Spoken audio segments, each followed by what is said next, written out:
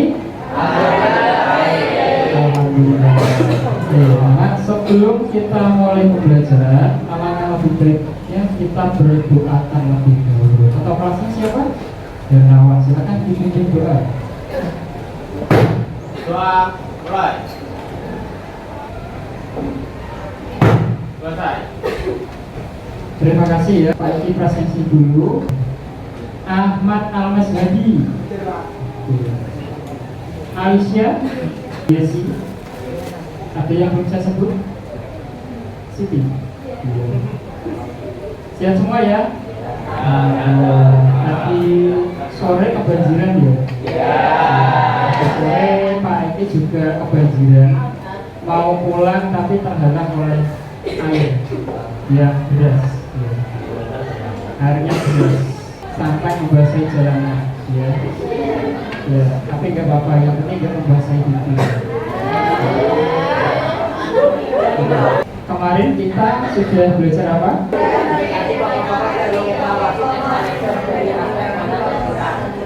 Iya, kemarin kita sudah belajar mengidentifikasi pokok-pokok tes sangat dan mengevaluasi tes item dari aspek makna bersirat.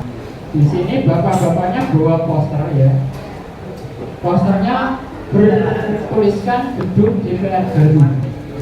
Kemudian di bawahnya ada kuli bangunan yang sedang membuat bangunan. Terus dia bertanya-tanya 1,6 triliun. Terus ada orang lagi, orang ini selalu ada ya. Dia menyindir ruang tidur baru ya. Nah, silakan dimaknai kira-kira apa? Oke, ada yang bilang berbahagia di atas penderitaan orang lain. Ada yang lain mungkin? Jadi kalau kalian lihat di berita-berita itu kan ada yang DPR tangkap kamera sedang rapat tapi dia malah gitu. Nah ini dia malah mau buat gedung baru, harganya selangit lagi gitu. Kadang Pak ini juga heran ya, koruptor apa DPR ya, tapi nggak semua DPR itu koruptor ya, ya. Tapi memang mungkin yang sering tak sorot itu anggota dewan ya. Karena memang mereka public figure ya, public figure. Kadang kayaknya ya, kenapa sih mereka kok suka korupsi, padahal gaji mereka itu sangat amat banyak. Kalau bagi saya ya, bagi Pak ya, begitu pun bagi kalian pasti. Bagi pesan kalian nanti kalau sudah jadi orang sukses ya, jangan seperti dia ya. Satu lagi, punya gambar lagi. Di sini ada gambar apa ini? Iya, tikus kantor, tikus bagasi. Dia bawa uang, terus dia bilang kata-kata tidak korupsi. Kira-kira maknanya apa? Tidak boleh korupsi. Terus kalau makan bebas sendiri ya. Jadi banyak ya kita melihat melihat televisi, berita-berita yang sering koar-koar anti korupsi, ternyata malah korupsi.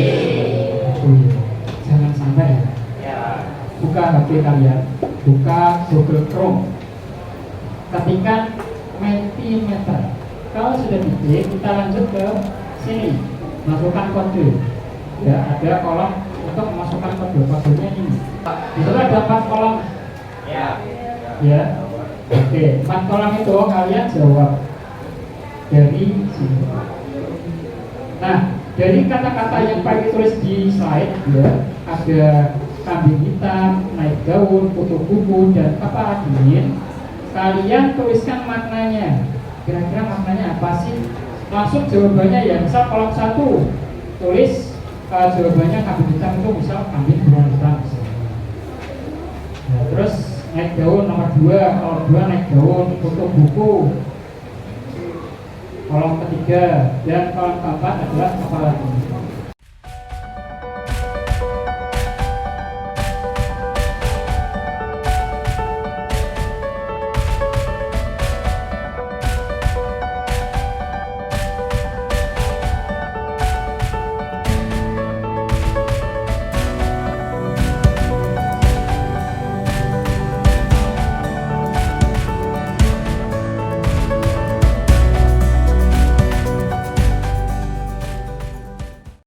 lanjutkan ya. Di sini bervariasi ya, ada yang menjawab apa ini, melempar masalah pada orang. Ini makna dari apa?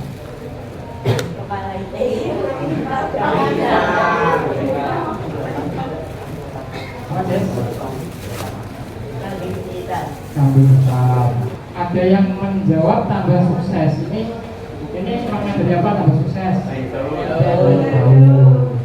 Suka membaca. Ini makna dari apa? Foto buku. Tepuk tangan dong untuk murid-murid lagi. Jadi hari ini kita belajar memaknai ya, agar kita bisa memaknai orang lain ya kan, memahami perasaan orang lain, kita harus belajar memaknai. Salah satunya dari sini kita memaknai kata, frasa atau kalimat. Tadi ada kata atau frasa kambing hitam yang artinya orang yang dipersalahkan. Kemarin kita sudah mengidentifikasi pokok-pokok ya, dan mengevaluasi. Hari ini kita menganalisis kritik yang tersirat dalam teks anekdot, kemudian menyimpulkan dengan bahasa sendiri makna tersirat dalam anekdot. Oke. Nah, tadi kan kalian sudah metik-metik ya, sudah memaknai itu. Kira-kira apa sih itu? Oke, yang kalian lakukan tadi salah satunya itu untuk menganalisis kritik ya. Itu cara untuk menganalisis kritik yang disampaikan dalam anekdot. Nah, kritik dalam anekdot seringkali disampaikan dalam bentuk sindiran ya. Tidak disampaikan secara langsung. Hal itu dilakukan untuk menghindari konflik antar pihak yang menyampaikan sindiran. Jadi kalau menyindir itu jangan secara langsung ya, tapi dalam kalimat-kalimat yang halus ya. Kemudian tujuannya apa? Agar pesan yang disampaikan atau kritikannya dapat diterima oleh pihak yang dikritisi tanpa menimbulkan ketersinggungan. Nah, hal-hal yang kalian lakukan tadi itu namanya makna idiomatis. Apa itu? Nah, makna idiomatis ada dua jenis ya, dalam KBBI ini. Pertama, idiom berarti konstruksi yang bermakna, yang maknanya tidak sama dengan gabungan makna unsurnya. Jadi bisa dipersingkat bahwa idiom itu bukan makna sebenarnya. Seperti tadi ada kata kambing hitam, bukan berarti kambing yang berwarna hitam, tapi apa? Orang yang dipersalahkan. Bahkan ini ada kalimat misal dalam peristiwa pencurian itu justru Hansip yang menjadi kambing hitam, padahal dia tidak tahu apa-apa. Disalahkan ya. Kenapa kok Hansip disalahkan? Karena dia sebagai keamanan. Kemudian yang kedua, idiom berarti bahasa dan dialek yang khas ya, menandai suatu bangsa, suku, kelompok dan lain-lain. Nah, yang akan kita pelajari itu yang pertama ya, yang bukan makna sebenarnya. Nah, di sini Pak Eki punya teks anekdot. Mas Rasa bisa dibacakan. Suatu hari seorang dosen sedang memberi kuliah tentang hukum. Dosen bertanya pada tiga tentang KUHP. Dosen, jika apa yang kamu ketahui tentang KUHP? KUHP itu kasih uang habis perkara. Jangan ngawur, tolong jawab yang benar. Kenyataannya kan seperti itu, Pak. Banyak praktik sogok menyogok, masuk penjara asal punya uang bisa tetap bebas. Oke, terima kasih Rasya. Di sini ada contoh anekdot berjudul tokohnya ada Dosen dan Dirga. Nah, dosen sedang menguliahi Dirga ya tentang KUHP. Nah, dosen bertanya tentang KUHP, Dirga menjawab bahwa KUHP itu kasih uang habis perkara. Nah, kira-kira di sini ada sindiran apa sih? Perkara. Tadi mengenai hukum yang terjadi saat ini ya. Hukum yang terjadi saat ini bahwa ketika orang yang punya banyak uang itu mudah sekali untuk menyogok ya, membeli apa namanya keadilan bisa dibeli. Nah, KUHP sendiri itu makna sebenarnya apa? Kita mudah-mudah hukum pidana. Kemudian tadi diplesetkan jadi kasih besar. Nah, ini makna idiomnya apa? Praktik. Paham sampai sini? Sekarang menyimpulkan makna tersirat. Judul anekdot tadi apa? Kemudian makna tersiratnya apa? Makna tersirat jangan sampai menyokok diri. Kritikan atas sindirannya. Kasih uang habis perkara. Oke, ada pertanyaan? Tidak ada ya? Baik, saatnya kita berdiskusi. Kemarin sudah bagi ya kelompoknya. Nah, silakan berkelompok. Kelompok satu di sini 1, 2, 3, 4, 5. Hitungan 1 sampai 10 sudah berkelompok. 1. Kelompok 2. Kelompok 3. Kelompok 4. Kelompok 5. Kegiatan hari ini akan memberikan lembar kerja kelompok. Perwakilan kelompok 1 sampai 5 bisa ke depan. Baik, semua sudah mendapat lembar jawab semua ya, dan teks anekdot ya. Kelompok 1 sampai 3 mendapatkan teks anekdot berjudul dosen yang juga menjadi pejabat. Kelompok 4 dan 5 mendapat teks berjudul cara Kodek membaca buku. Kita akan mencari kata atau frasa atau klausa atau kalimat ya yang ada dalam teks itu yang memiliki makna idiomatis ya, yang memiliki makna tidak sebenarnya. Contohnya tadi yang sudah kita lakukan, ada kalimat atau teks dari teks tadi ada KUHP, kasih uang habis perkara, maknanya apa? Sogok menyogok, begitu ya. Oke. Nah, ini untuk kolom pertama. Kemudian di lembar yang kedua kalian menyusun makna tersirat dari teks itu ya. Kalian tulis judulnya apa, kemudian kritikan atau sindirannya apa, dan makna tersiratnya apa, gitu ya. Misalnya contohnya tadi ada judulnya KUHP ya, kritikan atau sindirannya tentang hukum ya, hukum yang bisa dibeli misalkan ya. Kemudian makna tersiratnya ya kita harus berperilaku jujur, jangan sogok menyogok, misalnya seperti itu. Ya, ada pertanyaan sampai sini?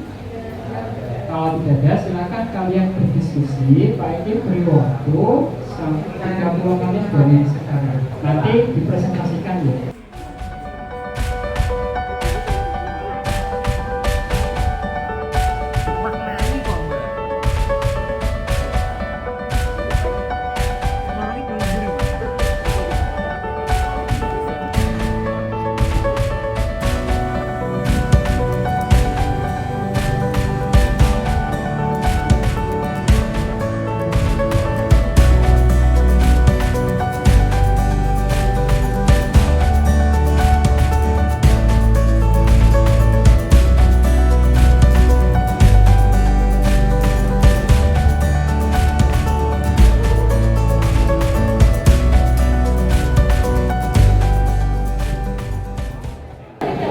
Oke, sudah semua ya, kita mulai. Saatnya kita presentasi. Yuk, beri semangat teman-teman dulu.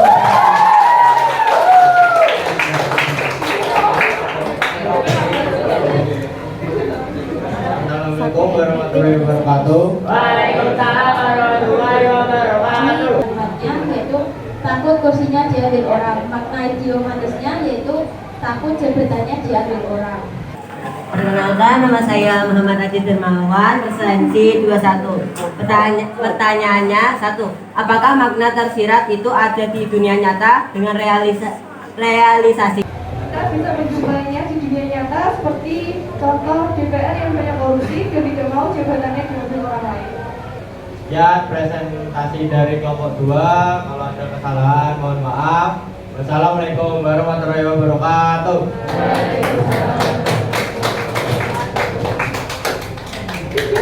Selanjutnya kelompok 4 saya. Assalamualaikum warahmatullahi wabarakatuh. Waalaikumsalam warahmatullahi wabarakatuh. Karena tersirat dari teks anekdot judul cara kerja Sepertinya nggak apa-apa, tergantung. Kalau teman saya kemarin ada durasinya minimal 15 menit. Silakan. hanya membalik-balik halaman tanpa mengerti isinya. Karena tersirat harus memahami bacaan dari buku yang kita baca. Tapi ada minimal waktunya ya.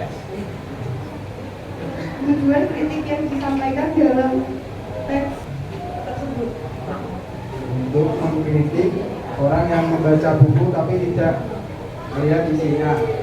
Seperti kita saat ini hanya membaca bukunya saja.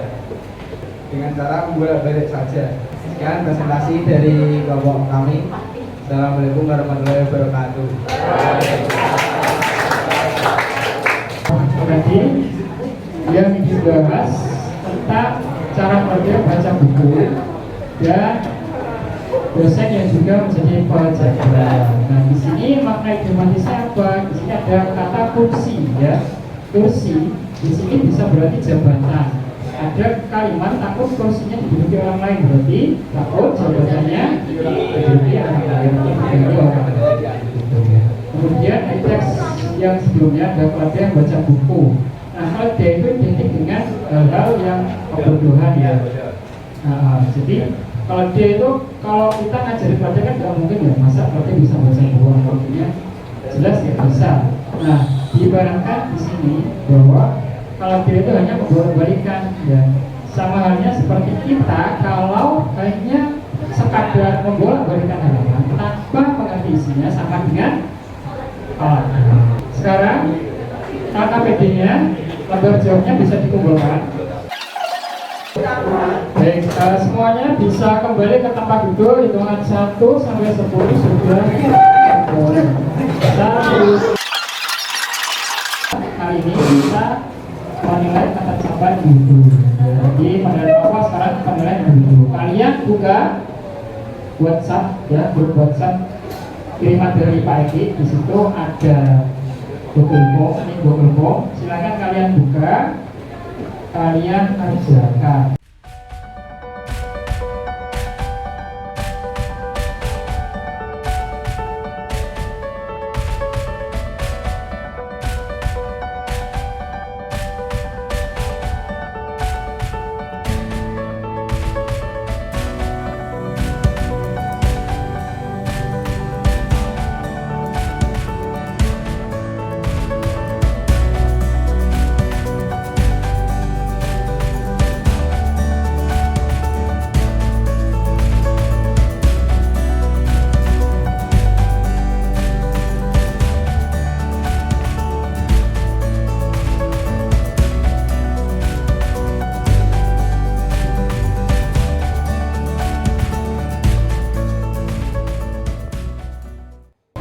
Baik, cukup ya. Semua sudah jawab, sudah tahu nilainya berapa ya. Kakak kita berapa?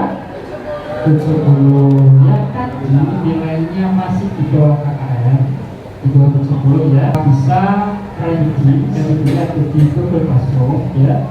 Kemudian untuk yang sudah di atas KKN, kalian pelajari materi selanjutnya ya, akan kita pelajari di pertemuan yang akan datang. Pak Eki mau bertanya nih, perasaan kalian setelah pembelajaran hari ini bagaimana?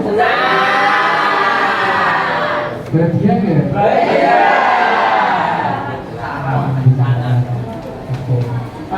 Materi apa yang sudah kalian dapat hari ini? Ya, ini sudah menyimpulkan makna tersirat dalam teks anekdot. Oke, bagus. Ya, tepuk tangan buat. Hari ini kita kan belajar memaknai sesuatu ya.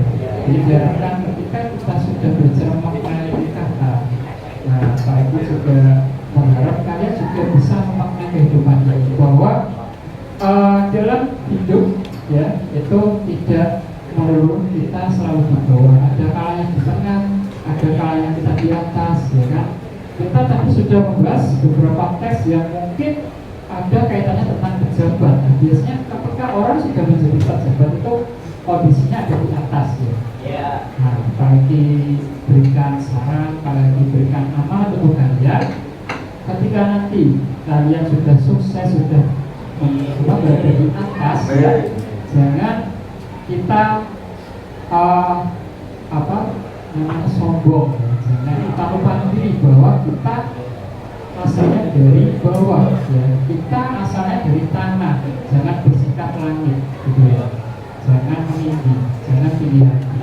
Untuk hari ini baik dicukupkan ya. Sebelum kita akhiri bisa dipimpin doa terlebih dahulu. Pastor Newon bisa dipimpin doa terlebih dahulu. Doa mulai. Selesai.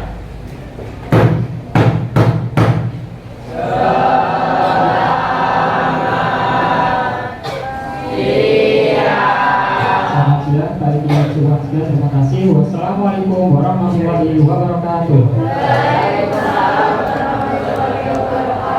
Tepuk semangat.